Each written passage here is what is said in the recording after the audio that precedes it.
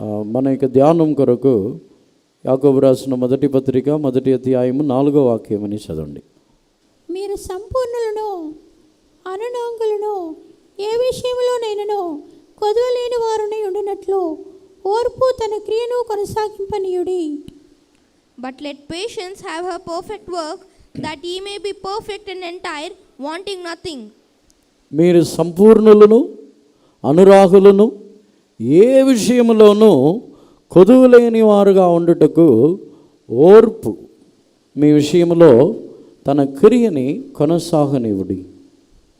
దేవునికి పరిశుద్ధ నామమునకు స్తోత్రం. మన యొక్క ఆత్మీయ జీవితంలో మిక్కిలి అవసరమైన ఒక స్వభావం. ఈ దినముల్లో మన యొక్క జీవితంలో లేని కార్యమే ఓర్పు. చాలా విషయంలో మనం తొందరపడుతున్నాం. మన జీవితంలో అన్నిటికీ తొందరపడుచున్న వారుగా ఉంటున్నాం. దేవునికి పరిశుద్ధ నామమునకు స్తోత్రం. ఇప్పుడు ఆరాధన అయిన తర్వాత కూడా చూడండి, ప్రార్థన చేసుకోవడానికి వచ్చినప్పుడు త్వరగా వచ్చిన వాళ్ళు ఎప్పుడో ముందుగానే వచ్చి సిద్ధపడి వచ్చి కూర్చున్న వాళ్ళు తొందరపడరు. లేటుగా వెళ్ళి ప్రార్థన చేసుకున్నా పర్వాలేదు అంటారు. లేటుగా వచ్చిన వాళ్ళు తొందరగా వచ్చి సైడ్లో వచ్చి దూరుతారు. మన వాళ్ళు ఎంత ఓర్పు గలవారు. బ్రదర్స్ సైడ్ పర్వాలేదు, దేవుని కృప ద్వారా లైన్లోనే వస్తారు. సిస్టర్ సైడ్ మాత్రం వాళ్ళని కూడా ఇటు తోస్తారు. ఇన్ని వాక్యాలు ఇన్ని సంవత్సరాలుగా వింటున్నాము, ఎలా ఒక 10 నిమిషాలు ఓర్పుతో ఉండలేరా?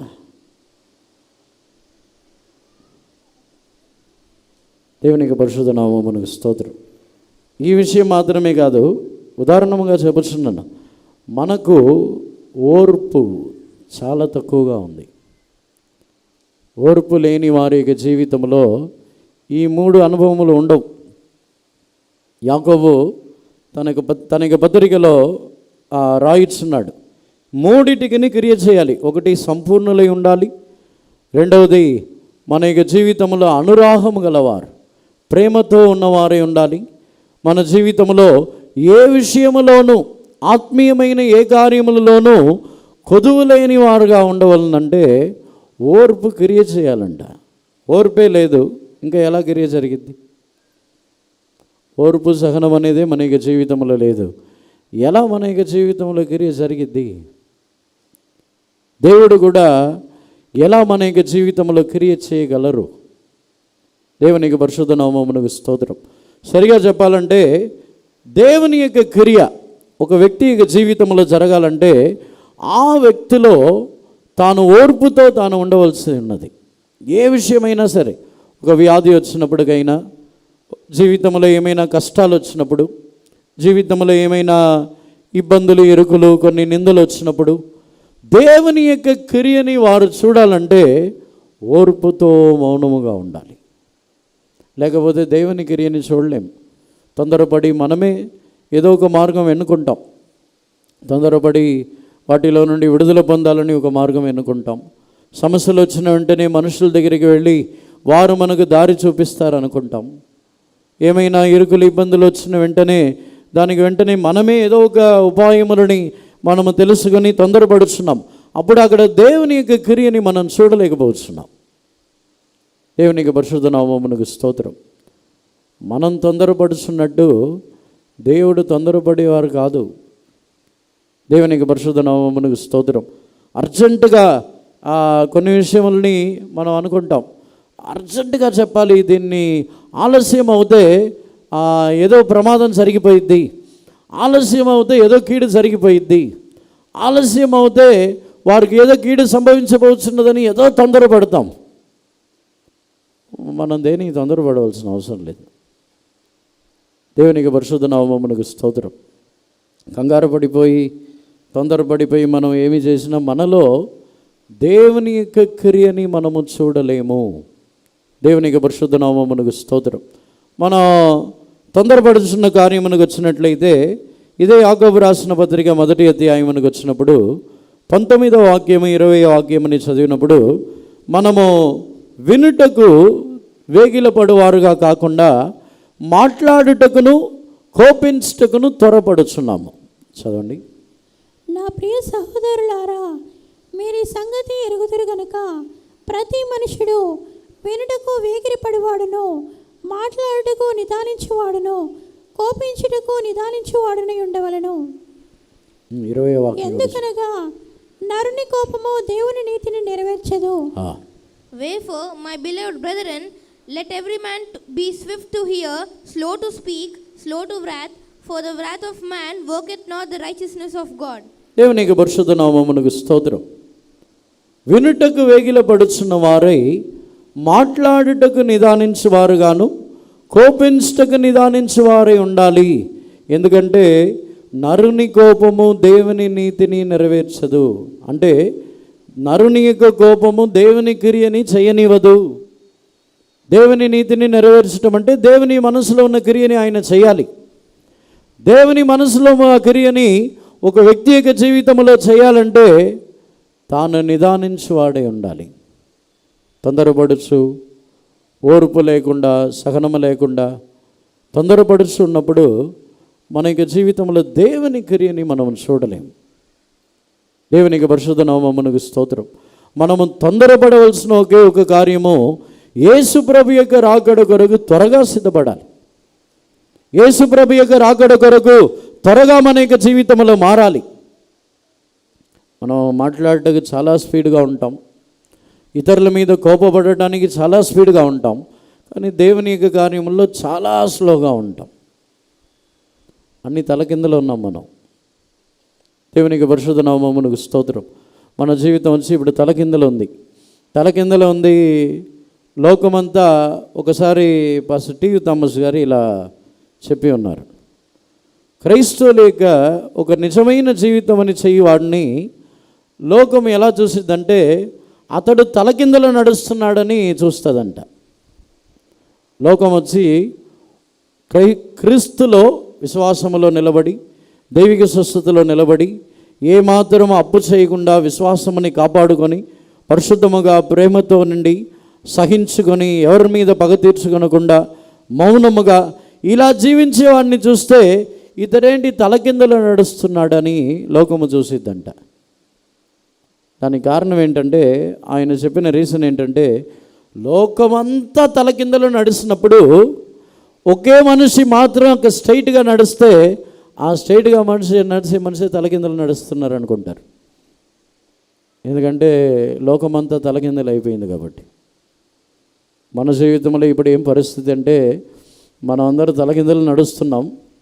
ఇప్పుడు ఇలా ఎవరైనా ఒక మంచి జీవితం అని చేశారంటే, ఓర్పుతో ఏమీ మాట్లాడకుండా సహనముతో ఉన్నారంటే వాళ్ళని విచిత్రంగా చూస్తాం. వీళ్ళేంటి ఇలా ఉన్నారు, ఏమైనా మెంటలా, ఏమైనా పిచ్చి పట్టిందా, ఏం మాట్లాడట్లేదేంటి, చలనం లేదా, వాళ్ళకి అసలు కొంచెం కూడా చలనం అనేదే లేదా, రక్తం లేదా, చాలా అంటాం కదా, మనిషి కదా వీళ్ళు. దేవునికి పరిశుద్ధ నామమునకు స్తోత్రం. మనం పూర్తిగా తలకిందలో నడిచి మనం వచ్చి ఇతరులని అలా అనుకొని వస్తున్నాం. మనలో ఉన్న ఓర్పు, సహనం ఏమీ మన జీవితంలో లేకుండా మనమే అలా మారిపోయి ఉన్నాం. మన నాలుక వచ్చి చాలా వేగంగా ఉంటుంది. మన నాలుక చాలా వేగంగా మాట్లాడటానికి చాలా వేగంగా ఉంటుంది. వెంటనే ఎవరు ఏమన్నా వెంటనే దానికి రివర్స్లో సమాధానం చెప్తాం. వెంటనే ఆ మాట చాలా వేగంగా ఉంటాం.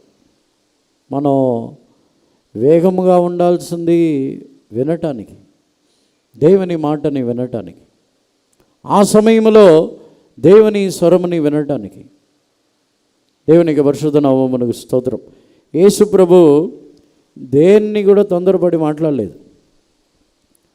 ఉదాహరణముగా లాజరు వచ్చి వ్యాధితో ఉన్నాడని యేసు ప్రభు దగ్గర చెప్పి పంపిస్తున్నారు.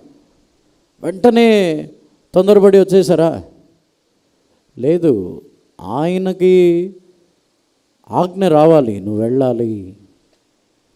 దేవునికి ఒక ఆజ్ఞ రాకుండా ఆయన వెళ్ళరు. దేవునికి పరిశుద్ధ నామమునకు స్తోత్రం. యేసు ప్రభు ఆగి, శిష్యులు కూడా చెప్తున్నారు, శిష్యులు యేసు ప్రభుని పరిహాసం చేస్తున్నారు. ఏమని చేస్తున్నారంటే, రండి మనం కూడా వెళ్ళి చచ్చిపోదాం అంటున్నారు. లాజర్ని లేపుదాం పోదాం అంటే, లాజర్ దగ్గరికి వెళ్దాం పోదాం, యేసు ప్రభు చెప్పిన వెంటనే చెప్పుచున్నారు, రండి మనం కూడా వెళ్ళి ఆయనతో కూడా చనిపోదాం. ఎగతాళి చేస్తున్నారు. దేవునికి పరిశుద్ధ నామమునకు స్తోత్రం. మన జీవితంలో కూడా తొందరపడుచున్నాం. మరియా యేసు ప్రభు దగ్గరికి వచ్చి ద్రాక్షరసం కొదువైందని చెప్పిన వెంటనే వచ్చి యేసు ప్రభు దగ్గరికి వచ్చి చెప్పుచున్నది. యేసు ప్రభు చెప్పుచున్నారు, ఇంకా నా టైం రాలేదు, నీకు నాకేం పని అంటున్నారు. నీకు నాకు ఏం పని, ఇంకా నా సమయం రాలేదంటున్నారు. సమయం వచ్చినప్పుడు దేవుడు చెప్తేనే చేస్తానంటున్నారు, మరియా చెప్తే చేయనంటున్నారు.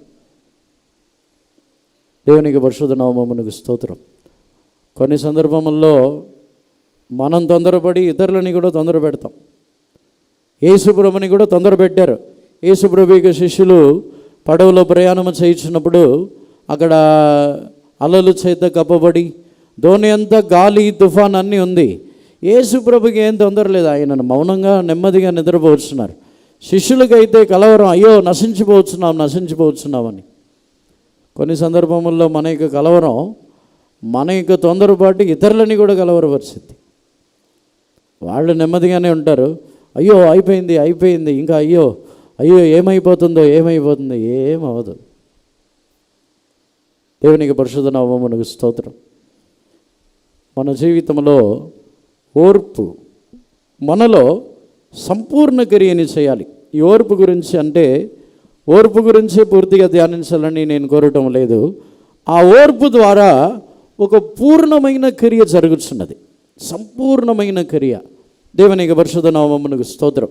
దానిని గురించి ఏ విధముగా సంపూర్ణమైన క్రియ జరుగుతున్నది అని మనము ధ్యానించబోతున్నాం. దేవునికి పరిశుద్ధ నామమునకు స్తోత్రం. యాకోబు రాసిన పత్రిక 1వ అధ్యాయంలోనే చదివినప్పుడు 3వ వాక్యం నుండి చదవండి. మీ విశ్వాసమునకు కలుగు పరీక్ష ఓర్పును పుట్టించునని ఎరిగి మీరు నానా విధములైన శోధనలో పడినప్పుడు అది మహానందమని ఎంచుకొనుడి. 5వ వాక్యం చదవండి. మీరు సంపన్నులను, 5వ వాక్యం, మీలో ఎవరికైనా జ్ఞానము కొదువుగా ఉన్నయెడల అతడు దేవుని అడగవలెను, అప్పుడు అది అతనికి అనుగ్రహింపబడును. ఆయన ఎవరిని గద్దింపక అందరికీ ధారాళముగా దయచేవాడు. ఇంగ్లీష్లో, knowing this, that the trying of your faith worketh patience. If any of you lack wisdom, let him ask of God, that giveth to all men liberally, and upbraideth not, and it shall be given him. ఈ వాక్యముని చదివిన వెంటనే ఎవరికైనా జ్ఞానము కొదువే ఉంటే జ్ఞానముని అడగండి అని చెప్పి Sunday స్కూల్లో నేర్పిస్తాం మనం. సండే స్కూల్లో మంచి మార్కు రావాలంటే దేవుని జ్ఞానం అడుగు, లేదంటే మంచి ఇంటర్వ్యూలు అటెండ్ చేయాలంటే దేవుని జ్ఞానం అడుగు, జాబ్ కోసం ఎగ్జామ్స్ రాయాలంటే దేవుని జ్ఞానం అడుగు. యాకోబు ఆ జ్ఞానం గురించి చెప్పట్లేదు ఇక్కడ. యాకోబు వచ్చి ఆ జ్ఞానంని అడగమని చెప్పట్లేదు.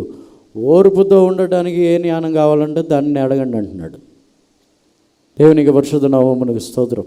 విశ్వాస పరీక్షలో ఎలా నిలబడాలి? విశ్వాస పరీక్షలో నిలబడినప్పుడు ఓర్పు కావాలి. ఓర్పుతో ఎలా జీవించాలి?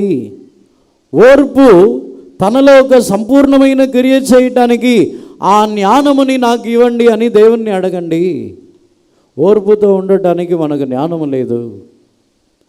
విశ్వాస పరీక్షలో నిలబడటానికి మనకు జ్ఞానము లేదు, దానికి జ్ఞానం అడగండి అంటున్నాడు. దేవునికి పరిశుద్ధ నామమునకు స్తోత్రం. మనం ఈ వాక్యంని వేరేలాగా మార్చేసాం. ఈ వాక్యాన్ని వచ్చి మీకు ఏమైనా చదువు రాకపోతే దేవుణ్ణి అడగండి, వేరేలాగా మార్చేసాం ఇవన్నీ. కానీ యాకోబు చెప్పేది వచ్చి ఓర్పుతో ఉండటానికి జ్ఞానం అడగండి, సహించుకోవటానికి జ్ఞానం అడగండి, విశ్వాసంలో పరీక్షలు వచ్చినప్పుడు దానిలో నిలబడటానికి జ్ఞానం అడగండి, ఆ జ్ఞానముని అడగండి అని చెప్పుచున్నాడు. అప్పుడు దేవుడు ఆయన ఇచ్చుచున్నారు. దేవునికి పరిశుద్ధ నామమునకు స్తోత్రం. మన యొక్క జీవితంలో దేవుడు ఒక సంపూర్ణమైన క్రియని ఆయన మన యొక్క జీవితంలో నిశ్చయముగా చేయాలని కోరుచున్నారు. ఒక పూర్ణమైన క్రియ మనలో జరగాలంటే విశ్వాసములో ఉన్న పూర్ణమైన క్రియ మనలో జరుగు నిమిత్తము ఈ యాకోబు రాసిన పత్రికలో మనం చదివి ఉన్నాం. దేవునికి పరిశుద్ధ నామమునకు స్తోత్రం. అదేవిధముగా ఈ పూర్ణమైన క్రియ ఓర్పు ద్వారా ఎలా కలుగుతున్నది అని మనము ధ్యానించినప్పుడు మత్తయి సువార్త 5వ అధ్యాయమునకు వచ్చినప్పుడు అక్కడ మీ పరలోకపు తండ్రి సంపూర్ణుడు గనుక మీరును పరిపూర్ణులై ఉండెదరు. చదవండి చివరి వాక్యం. మీ పరలోకపు తండ్రి పరిపూర్ణుడు గనక మీరును పరిపూర్ణులుగా ఉండెదరు. Be ye therefore perfect, even as your Father which is in heaven is perfect.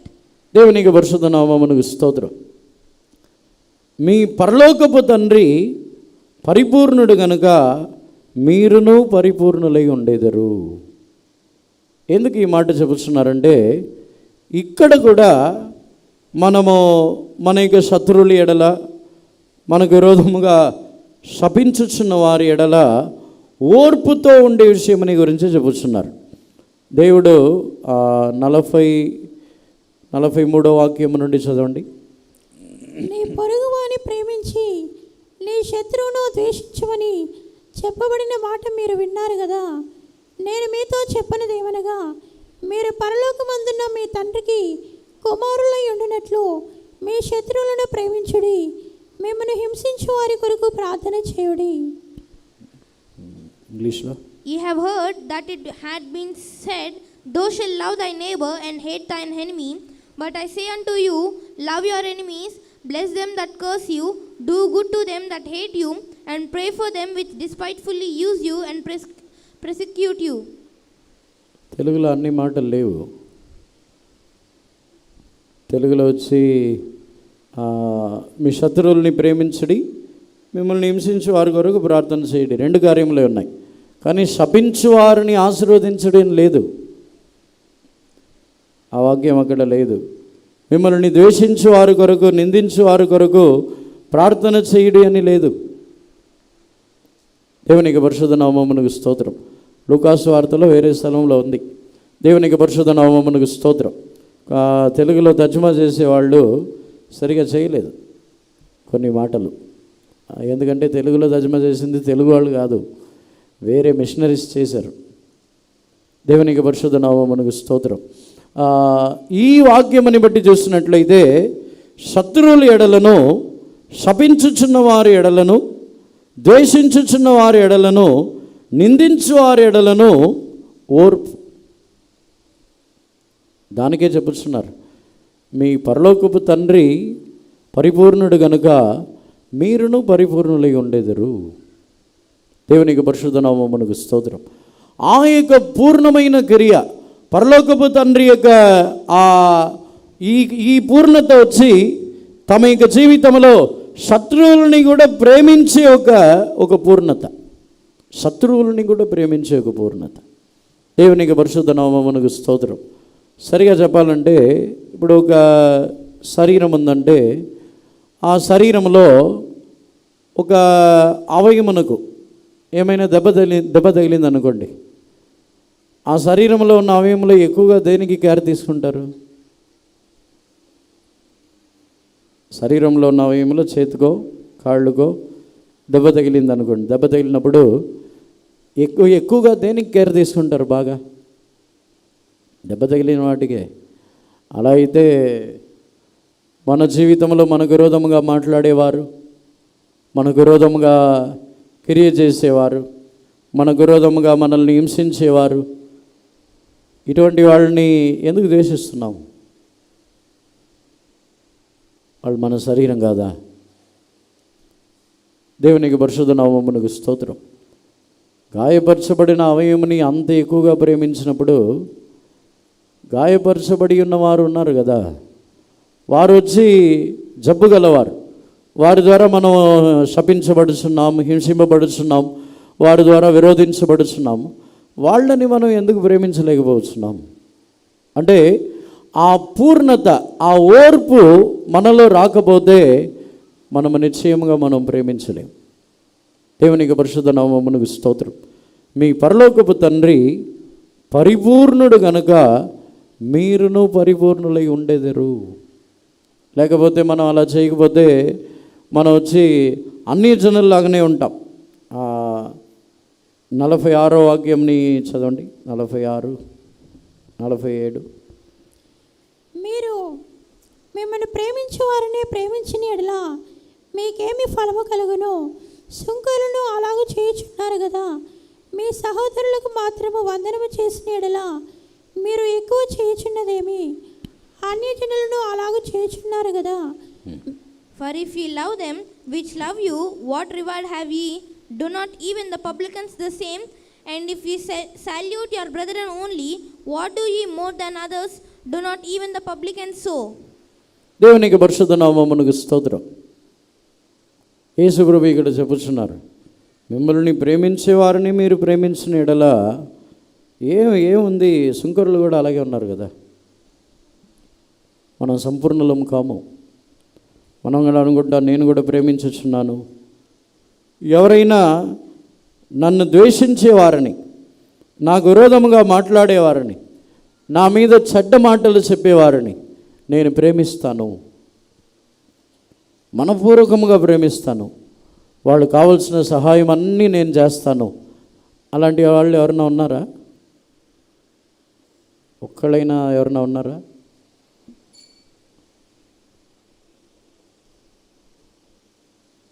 దేవునికి పరిశుద్ధ నామమునకు స్తోత్రం. మనలో ఓర్పు ఆ క్రియని చేయాలి.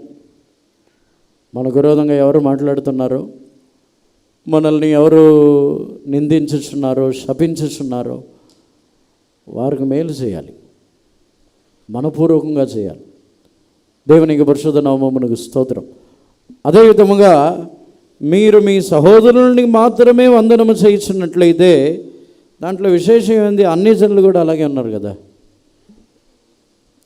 మన యొక్క పరిస్థితిని మనం ఆలోచించి చూస్తే అన్ని జనులే బెటరు. ఎందుకంటే వాళ్ళే కనబడిన వాళ్ళకి వందనములు చెప్తారు. మన వాళ్ళు వచ్చి స్పెషల్గా వాళ్ళకి స్తోత్రం చెప్పకపోతే ఇంకా దానికి పెద్ద గొడవే జరిగింది. ఏం కనపడితే స్తోత్రం చెప్పవా? కనబడితే స్తోత్రం చెప్పవా? ఏం మీరు చెప్పరా? దేవునికి పరిశుద్ధ నామమునకు స్తోత్రం. అది మన యొక్క ప్రమాణం అనుకుంటారు. దాన్ని కూడా చెప్తారు. టీపీఎం గురించి మీకు తెలియదా? దానికి కూడా చెప్తారు. ఏముంది టీపీఎం గురించి తెలియదంటే వందనములు దండాలు పెట్టమా? దేవునికి పరిశుద్ధ నామమునకు స్తోత్రం. ప్రారంభములో నుండి కొన్ని కార్యములని మనం వాక్య ప్రకారంగా నేర్పించకుండా ఏదో అలవాటు ప్రకారం నేర్పించుచున్నాం. అలవాటు. దేవునికి పరిశుద్ధ నామమునకు స్తోత్రం. ఓర్పు ఒక పూర్ణమైన క్రియని చేసింది. ప్రారంభములో నుండి శత్రువుల్ని ప్రేమించండి పిల్లలకి నేర్పిస్తారా? ప్రారంభములో నుండి మిమ్మల్ని దూషించే వారిని దూషించవద్దు, వారి మీద ఏ విధమైన చెడ్డ మాటలు మాట్లాడవద్దు, వాళ్ళని నిందించవద్దు, వాళ్ళు మనకు కీడు చేసినా వాళ్ళకు మనం మేలే చేయాలని నేర్పించే వాళ్ళు ఉన్నారా? తల్లిదండ్రులు ఉన్నారా?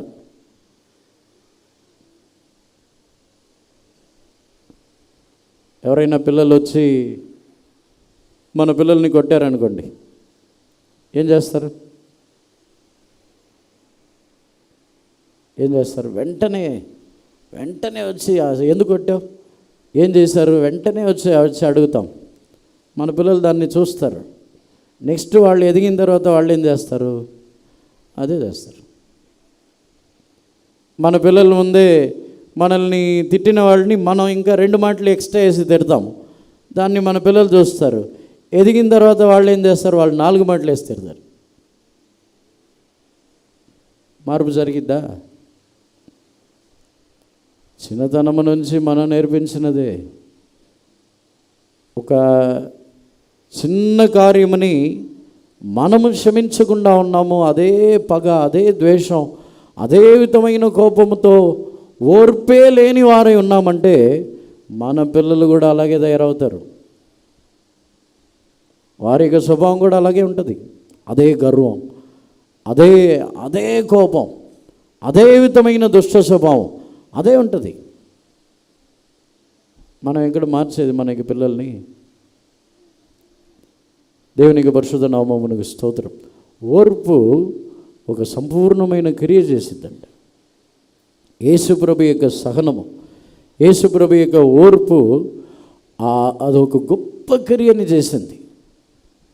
యేసుప్రభు యొక్క శిష్యుల యొక్క విషయంలో ఒక సందర్భంలో యేసుప్రభు ఒక గ్రామమును వెళ్ళినప్పుడు వారు అనుమతి ఇవ్వలేదు, లోపలికి రావడానికి అనుమతి ఇవ్వలేదు. వెంటనే యేసుప్రభు తొందరపడి ఏమైనా చేసి ఉండొచ్చు కదా. అనుమతి ఇవ్వకపోయిన వెంటనే సృష్టికర్తని నేను, నా ఈ లోకములో అన్నిటిని నేనే సృష్టించాను, సృష్టించిన నాకే అనుమతి లేదా అని ఏమైనా ఆయన అక్కడ కనుమొప్పు కలుగ చేసో, లేకపోతే వాళ్ళకి ఏమైనా నడవలేక చేసో, ఏదో ఒకటి చేసి లోపలికి వెళ్ళి ఉండొచ్చు. అని యేసుప్రభు అలా చేయలేదు. ఒకవేళ యేసుప్రభు తన యొక్క శక్తిని, యేసుప్రభుకి అక్కడ శక్తి ఉంది, తన యొక్క శక్తిని బట్టి వాళ్ళకి ఏమైనా చేయగలరు. తన యొక్క శక్తిని బట్టి వాళ్ళ యొక్క ఆటంకమని తీసివేసి లోపలికి వెళ్ళగలరు. కానీ యేసుప్రభు ఏం చేయలేదు. ఎందుకు? ఒకవేళ యేసుప్రభు తన యొక్క శక్తిని ఉపయోగించి చేసి ఉంటే శిష్యులు కూడా ఫ్యూచర్లో అలాగే చేస్తారు. యేసుప్రభుకి శిష్యులు కూడా ఫ్యూచర్లో వాళ్ళకి ఏమైనా ఆటంకములు కలిగిన వెంటనే అగ్నిని కురిపించండి అంటారు. ఏలియాలాగా వెంటనే వాళ్ళ మీద ఏదో ఒకటి జరగాలి, ఆటంకములు కలిగిందా వాళ్ళ కాళ్ళు చేతులు పనిచేయకూడదు, వెంటనే ఏదో ఒకటి జరగాలని చెప్తాం. శిష్యులు కూడా అలాగే నేర్చుకుని ఉంటారు. కానీ దేవుని యొక్క శక్తిని వారు దుర్వినియోగపరచలేదు. దేవుని శక్తిని మేలు చేయుటకు మాత్రమే ఉపయోగించారు. అదే ఓర్పు. ఓర్పు మనలో ఒక సంపూర్ణమైన క్రియని అది చేయనివ్వాలి. దేవునికి పరిశుద్ధ నామమునకు స్తోత్రం. ఈ స్థలంలో ఆయన సంపూర్ణుడై ఉండటానికి, ఆయన పరలోకపు తండ్రి సంపూర్ణుడు కనుక మీరును పరిపూర్ణులై ఉండదేరు. దేవునికి పరిశుద్ధ నామమునకు స్తోత్రం. యేసుప్రభు మత్తయి సువార్త 5వ అధ్యాయం ప్రారంభంలో నుండి విశేషమైన కార్యములను చెప్పి ఉన్నారు. చివరిలో మీరును ఈలాగు చేసినప్పుడు మీరును సంపూర్ణులై ఉండేదరు అని చెప్పుచున్నారు. దేవునికి పరిశుద్ధ నామమునకు స్తోత్రం. పూర్ణమైన కార్యము ఓర్పు ద్వారానే అక్కడ కలుగుచున్నది. దేవునికి పరిశుద్ధ నామమునకు స్తోత్రం. అటు తర్వాత పూర్ణమైన ఒక అనుభవం గురించి ఒక వ్యక్తి యేసుప్రభు దగ్గరికి వచ్చి నిత్య జీవని స్వతంత్రించుకున్నట్టుగా ఏమి చేయాలని అడిగి ఉన్నాడు. చదవండి మత్తయి సువార్త 19వ అధ్యాయంలో అక్కడ తనకు ఒక మాటని చెప్పుచున్నారు. 20వ వాక్యం నుండి చదవండి. అందుకు ఆ యవనుడు, ఇవన్నీ అనుసరించుకునే ఉన్నాను, ఇకను నాకు కొదువ ఏమని ఆయనను అడిగెను. అందుకు యేసు, నీవు పరిపూర్ణుడు ఒకటికి కోరిన ఎడల పోయి నీ ఆస్తిని అమ్మి బీదలకిమ్ము, అప్పుడు పరలోకమందు నీకు ధనము కలుగును, నీవు వచ్చి నన్ను వెంబడించమని అతనితో చెప్పెను. The young man said unto him, All these things have I kept from my youth up, what lack I yet? Jesus said unto him, If thou wilt be perfect, go and sell that thou hast, and give to the poor, and thou shalt have treasure in heaven, and come and follow me. దేవునికి పరిశుద్ధ నామమునకు స్తోత్రం. యాకోబులో మనము చదివిన విధముగా మీరు సంపూర్ణులను అనురాగులను ఏ విషయంలోనూ కొదువు లేని వారై ఉండుటకు ఓర్పు మీలో క్రియ చేయనియుడి. ఇక్కడ మత్తయి సువార్త 19వ అధ్యాయంలో యేసు ప్రభు ఈ వ్యక్తికి చెప్పుచున్నారు. తాను అడుగుచున్నాడు, వేరే ఏమైనా నాకేమైనా కొదువు ఉన్నదా? అవును, యేసు ప్రభు నిజంగా కొదువు ఉంది. కొదువు లేని వారై ఉండుటకు ఓర్పు తన యొక్క క్రియని చేయనివ్వాలి అని యాకోబు చెప్పుచున్నాడు. అదే వాక్యమని బట్టి చూస్తే యేసు ప్రభు ఈ స్థలంలో చెప్పుచున్నారు, నీకు ఒకటి కొదువు ఉంది, నీకు కలిగిన వాటిని అమ్మి బీదలకిచ్చి నన్ను వెంబడించమంటున్నారు. దేవునికి పరిశుద్ధ నామమునకు స్తోత్రం. అతని యొక్క జీవితంలో ఉన్న కొదువు ఏమిటంటే తన యొక్క జీవితంలో ఉన్న ధనాపేక్ష, తాను తన యొక్క ధనముని ఎవరికును ఇవ్వలేని ఒక ధనాపేక్ష. దేవుని యొక్క పరిశుద్ధ నామమునకు స్తోత్రం. ఆ ధనాపేక్ష ఉన్నవారు తమ యొక్క జీవితంలో తాము పూర్ణులై వెళ్ళలేరు. ఇంకా చెప్పాలంటే ధనాపేక్ష ఉన్నవారు ఓర్పుతో ఉండలేరు. దేవుని యొక్క పరిశుద్ధ నామమునకు స్తోత్రం. దీనికి యోబు యొక్క జీవితముని ఉదాహరణగా తీసుకోవచ్చు. యోబు యొక్క ఆస్తులన్నీ ఒకే రోజు రాత్రి దొంగలు తీసుకెళ్ళిపోయారు. ఒకే రోజు రాత్రి, ఎన్నో రోజులు కాదు, అది కూడా కొంచెం ఆస్తి కాదు. పని వాళ్ళని తీసుకెళ్ళిపోయారు. అన్నీ ఒంటె ఇంకా గొర్రెలు, మేకలు, ఆవులు అన్నిటినీ మొత్తం గుంపుగా ఒకే రోజు రాత్రి మొత్తం తీసుకెళ్ళిపోయారు. అని యోబు తన యొక్క సహనముని కోల్పోలేదు. ఎందుకంటే యోబుకు ధనాపేక్ష లేదు.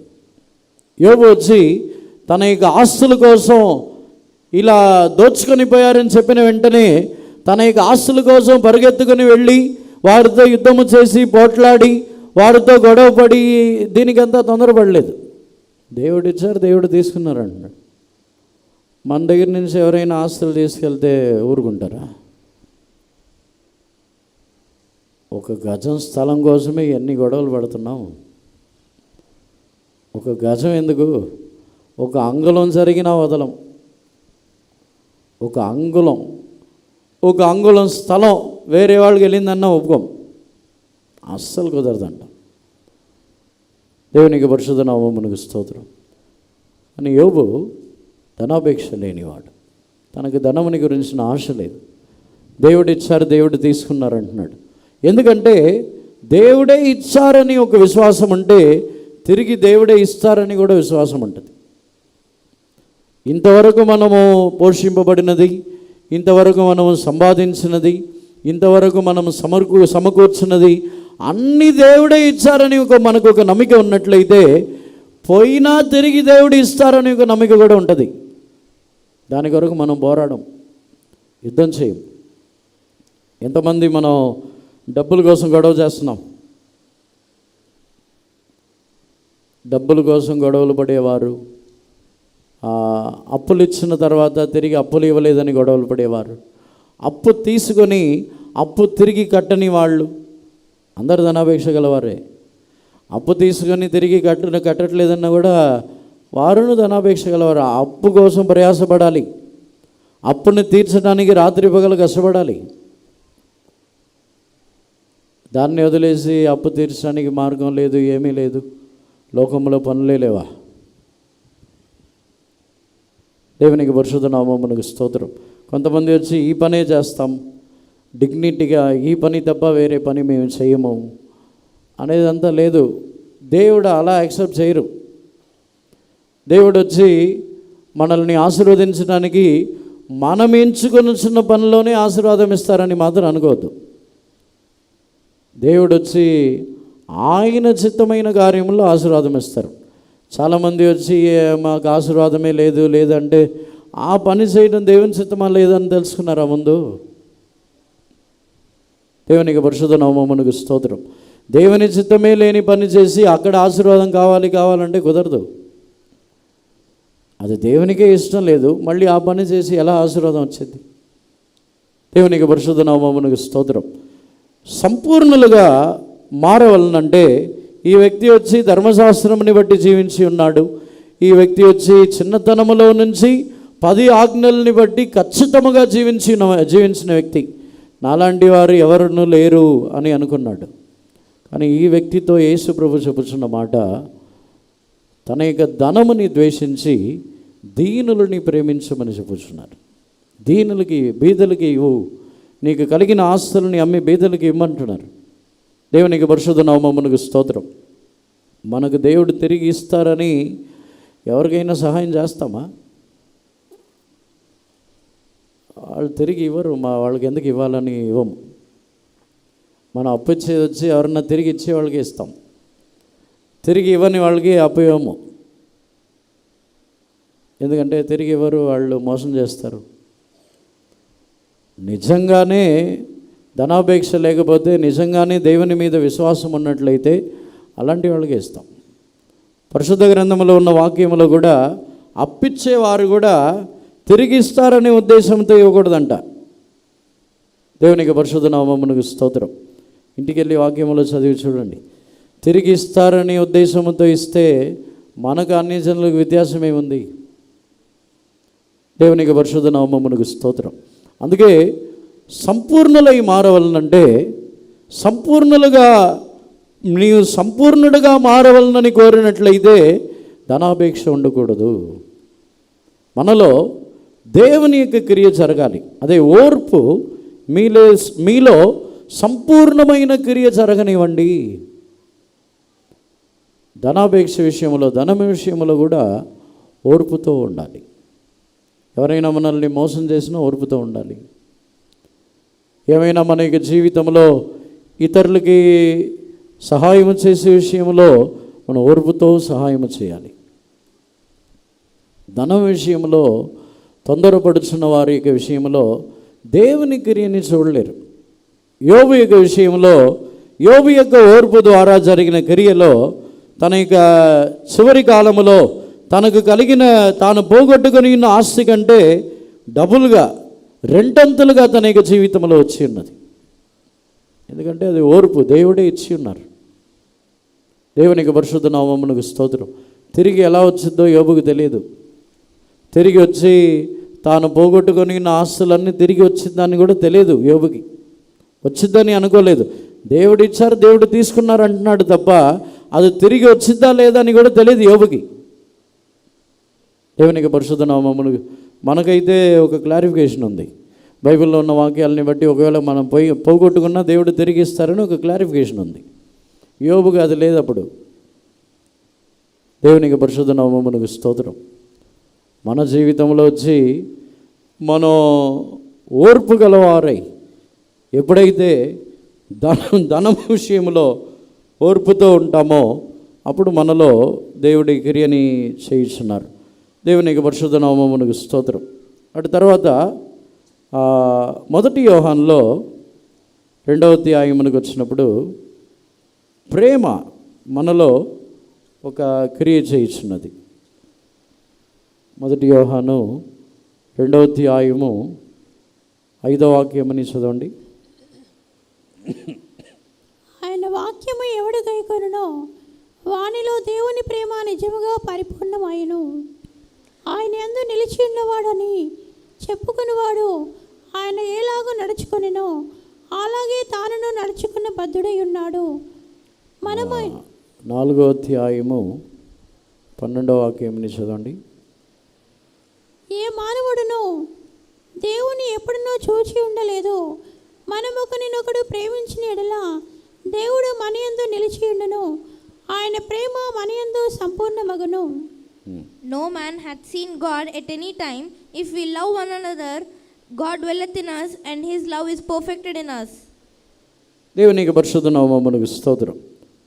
ప్రేమ, ఆయనని ప్రేమించుచున్నామని చెప్పుచున్నవారు తాను తన యొక్క సహోదరుల్ని ప్రేమించుచున్నప్పుడు ఆ ప్రేమ వచ్చి క్రియ చేయుచున్నది. 17వ వాక్యమని కూడా చదవండి. లోకమును దాని ఆశయు గతించిపోచున్నవి కానీ దేవుని చిత్తమును జరిగించువాడు నిరంతరమును నిలిచెను. 17 Herein is our love made perfect, that we may have boldness in the day of judgment, because as he is, so are we in this world. తెలుగులో చదవండి 17వ వాక్యం. లోకమును దాని ఆశయు 17వ వాక్యమా?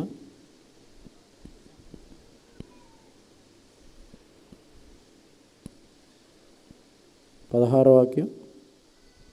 లోకములో ఉన్నదంతయు అనగా శరీరాశయు నేత్రాశయు జీవపుడంబమును తండ్రి వలన పుట్టినవి కావు. అవి 4వ అధ్యాయము 17వ వాక్యం. ఈ లోకము జీవనోపాధి గల వాడయుండి తన సహోదరునికి లేమి కలుగుట చూచియు అతని ఎడల ఎంత మాత్రమునో కనికరము చూపని వాని యందు దేవుని ప్రేమ ఎలాగూ నిలిచెను. Herein is our love made perfect, that we may have boldness in the day of judgment. మొదటి యోహాను 4:17 అదే ఉందా? తీర్పు దినమందు మనకు ధైర్యము కలుగునట్లు దీని వలన ప్రేమ మనలో పరిపూర్ణము చేయబడి ఉన్నది. ఏలియనగా ఆయన ఎట్టివాడై ఉన్నాడో మనము కూడా ఈ లోకంలో అట్టివారమై ఉన్నాము. కాదు కరెక్ట్గా చదివారు 17వ వాక్యం. ఇంగ్లీష్లో చదవండి. Herein is our love made perfect, that we may have boldness in the day of judgment, because as he is, so are we in this world. దేవునికి పరిశుద్ధ నామమునకు స్తోత్రం. ఈ లోకములో ఉన్నప్పుడే తీర్పు దినమునందు ధైర్యము కలుగుటకు ఆ ప్రేమ వచ్చి మనలో పరిపూర్ణమగుచున్నది. దేవునికి పరిశుద్ధ నామమునకు స్తోత్రం. ఆ ప్రేమ ఎలా పరిపూర్ణమగుచున్నదంటే అది కూడా ఓర్పు, అది వచ్చి దేవునిలో నిలిచి ఉన్న ఒక అనుభవం. దేవునికి పరిశుద్ధ నామమునకు స్తోత్రం. ఓర్పే ఒక పరిపూర్ణమైన క్రియని చేయించున్నది. ఇప్పుడు ఈరోజు మన చిన్నశేషి గారు నా ఓర్పుని పరీక్షిస్తున్నారు అనుకుంటున్నా. దేవునికి పరిశుద్ధ నామమునకు స్తోత్రం. ప్రేమలో దేవునిలో స్థిరముగా ఉన్నప్పుడు, దేవునిలో నిలకడగా ఉన్నప్పుడే ఆ ప్రేమ వచ్చి పరిపూర్ణమవుతున్నది.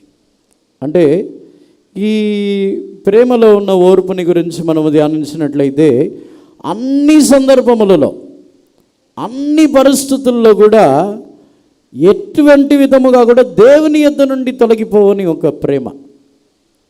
ఏ శోధనలు వచ్చినను, ఎన్ని మాటలు వచ్చినను, ఎన్ని విరోధమైన కార్యములు వచ్చినను, ఎన్ని పోరాటములు వచ్చినను దేవుని యొద్ద నుండి తొలగిపోవని ఒక అనుభవం. నిజముగా ప్రేమలో ఒక సంపూర్ణత అని చెప్పినప్పుడు క్రీస్తు యొక్క ప్రేమ నుండి తొలగిపోవని ఒక ప్రేమ అది. దాని గురించి రోమీయులకు రాసిన పత్రికలో అపోస్తలుడైన పౌలుకి ఆ ప్రేమలో ఉన్న పరిపూర్ణత తనకు కలిగిన తర్వాతనే క్రీస్తు యొక్క ప్రేమ నుండి నన్ను ఎడబాపగలవాడు ఎవడు అని చెప్పుచున్నాడు. దేవునికి పరిశుద్ధ నామమునకు స్తోత్రం. మన యొక్క ఆత్మీయ జీవితంలో ఈ ప్రేమలోనూ మనము సంపూర్ణులుగా మార్చబడవాలంటే మనము దేవునిలో నిలిచి ఉండాలి. దానిని గురించే అపోస్తలుడైన పౌలు తేటగా రాయిచున్నాడు. 16వ వాక్యంలో ఆయనలో నిలిచి ఉండిన ఎడల, ఆయనలో నిలిచి ఉండటం. ఆయనలో నిలిచి ఉండటం అంటే మనము ఏమాత్రము కూడా తొందరపడి ప్రేమ విషయంలో కూడా దేవునిలో క్రీస్తులో నిలిచి ఉండి మనం ప్రేమించే ఒక అనుభవం గలవారై ఉంటాం. ప్రేమలో సంపూర్ణత, ప్రేమలో పూర్ణమైన వారు అని చెప్పినప్పుడు ఆ ప్రేమలో క్రీస్తులో దేవునిలో నిలిచి ఉన్న ఒక అనుభవం ఉన్నది. దేవునికి పరిశుద్ధ నామమునకు స్తోత్రం. మన పొరుగు వారిని ప్రేమించుచున్నాం, మన శత్రువులని ప్రేమించుచున్నాం, మనల్ని ద్వేషించేవారు, శపించేవారు, వారిని ప్రేమించుచున్నాం. ఇవన్నీ కూడా క్రీస్తులో నిలిచి ఉన్నప్పుడే అది పూర్ణమవుతున్నది. తొందరపడి కాదు, క్రీస్తులో నిలిచి ఉండి ప్రేమించుట. దేవునికి పరిశుద్ధ నామమునకు స్తోత్రం. ఈ సంపూర్ణమైన క్రియ అన్ని సందర్భములోనూ ఓర్పు ద్వారానే ఆ క్రియ జరుగుతున్నది. అన్ని సందర్భములోనూ ఓర్పు ద్వారానే ఆ క్రియ జరుగుతున్నది. దేవునికి పరిశుద్ధ నామమునకు స్తోత్రం. ప్రేమలో కూడా క్రీస్తులో మనము నిలిచి ఉన్నప్పుడు అందులో ఒక సంపూర్ణమైన క్రియ జరుగుతున్నది. ఆ ప్రేమలో ఒక పూర్ణమైన క్రియ జరిగిన తర్వాత ఆ ప్రేమలో భయం ఉండదు. క్రీస్తులో నిలిచి ఉన్నప్పుడు మన యొక్క జీవితంలో లోక ప్రేమ నన్ను ఏమీ చేయదు, లోక ప్రేమ నన్ను ఏమీ చేయలేవని అనుకుంటాం. క్రీస్తులో మనము నిలిచి ఉన్నప్పుడు అపవాది సాతానుడు నన్ను ఏమీ చేయలేడు అని ధైర్యముగా ఉంటాం. క్రీస్తులో మనము నిలిచి ఉన్నప్పుడు మనిషి నన్ను ఏమీ చేయలేడని నిలిచి ఉంటాం. యెహోవా నా పక్షం ఉండగా నాకు విరోధి ఎవడు? యెహోవా మన పక్షం ఉండగా మనకు విరోధి ఎవడు? ఆ ప్రేమకు భయం ఉండదు. క్రీస్తు యొక్క ప్రేమని బట్టి పౌలు దానికి తర్వాతనే రోమీయులకు రాసిన పత్రిక 8వ అధ్యాయం ఇక చివరి వాక్యముల్లో చదువుతున్నప్పుడు పౌలు అక్కడ తేటగా చెప్పుచున్నాడు, ఏ కరువైనను, ఖడ్గమైనను, నాశమోసమైనను, దిగంబరత్వమైనను, నా జీవితంలో వచ్చే నిందలైనను, అవమానములైనను, ఏదైనను, ఏ సృష్టి అయినను ఏది నన్ను ఎడబాపనేరదు. ధైర్యముగా చెప్పుచున్నాడు. ఉన్నవైనను రాబోచున్నవైనని కూడా చెప్పుచున్నాడు. దేవుని యొక్క పరిశుద్ధ నామమునకు స్తోత్రం. అది వచ్చి తన యొక్క గర్వముని బట్టి కాదు, క్రీస్తులో నిలిచి ఉండటము ద్వారా ఆ ధైర్యం కలుగుతున్నది. క్రీస్తులో నిలిచి ఉండే ఓర్పు, ఏ పరిస్థితి వచ్చినా దేవుని యొద్ద నుండి పారిపోవని ఒక ఓర్పు, ఏది వచ్చినా, ఎన్ని కష్టములు వచ్చినా క్రీస్తు కొరకు నిలబడే ఓర్పు మన యొక్క జీవితంలో ఒక సంపూర్ణమైన క్రియని చేయుచున్నది. అందరిని కూడా కన్నులు మూసుకొనుదాము. ఈరోజు మన యొక్క జీవితంలో కూడా అటువంటి ఒక ఓర్పు మనలో క్రియ చేయనివ్వాలి. అటువంటి ఓర్పు మన యొక్క జీవితంలో ఆ సంపూర్ణమైన క్రియని జరగనివ్వాలి. క్రీస్తు యొక్క ఆ సంపూర్ణతకు మనం వెళ్ళవలనంటే సంపూర్ణులను, అనురాగులను, ఏ కార్యములోనూ కొదువలేని వారై ఉండవలనంటే ఆ ఓర్పు మనలో క్రియ చేయాలి. అందరిని కూడా కన్నులు మూసుకొనుదాము. ఈరోజు మనలో దేవుడు మనలో అటువంటి ఒక ఓర్పు ద్వారా ఒక క్రియని చేయటకు మనం సమర్పించాలి.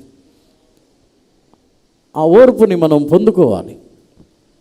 దేవుణ్ణి అడగాలి, ప్రభువా నాలో అటువంటి ఓర్పుని దయచేయండి. ఓర్పు నాలో ఒక సంపూర్ణమైన క్రియ జరిగించుచున్నది కదా, ఓర్పుని నాలో దయచేయండి. నాలో ఉన్న తొందరపాటు, నాలో ఉన్న కోపము, నాలో ఉన్న గర్వము, నాలో ఉన్న అహంకారము అన్నింటినీ తొలగించి ఓర్పు, సహనము గల వారై మార్చండి. దేవుణ్ణి అడగండి. అందరిని కూడా కన్నులు మూసుకొని, ప్రభువా నాకు ఓర్పుని దయచేయండి ప్రభువా. ఆ ఓర్పు లేకుండా మనలో ఒక క్రియ జరగదు. ఓర్పు లేకుండా ఒక సంపూర్ణమైన క్రియ జరగదు. ఈరోజు మనకి జీవితంని తగ్గించుకుందాం. అవును ప్రభువా, నాలో ఓర్పు లేదు. నరుని కోపము దేవుని నీతిని నెరవేర్చదు కదా. నాలో మీ యొక్క క్రియ, మీ నీతి జరగకుండా ఉండటానికి నేనే కారణమై ఉన్నాను. నా యొక్క ఓర్పు లేని జీవితమే కారణము, నా సహనము లేని జీవితమే కారణము. నేను ఓర్పుతో ఉండి ఉన్నట్లయితే దేవుడు మీరు నాలో క్రియ చేసి ఉందరు కదా, మీ నీతి నెరవేర్చబడి ఉండును కదా. ఈరోజు మనలో ఆ ఓర్పు క్రియ చేయటకు సమర్పించుకుందాం. దేవుణ్ణి అడుగుదాము. నిశ్చయముగా మనలో సంపూర్ణులను, అనురాగులను, ఏ కార్యములోనూ కొదువలేని వారై ఉండుటకు మనలో ఓర్పు క్రియ చేయాలి. దేవుడు క్రియ చేయనట్లుగా, ఓర్పుని మనకు దయచేయనట్లుగా అందరిని సరి దేవుణ్ణి స్తోత్రించదము. స్తోత్రం దేవా, స్తోత్రం, స్తోత్రం, స్తోత్రం, స్తోత్రం.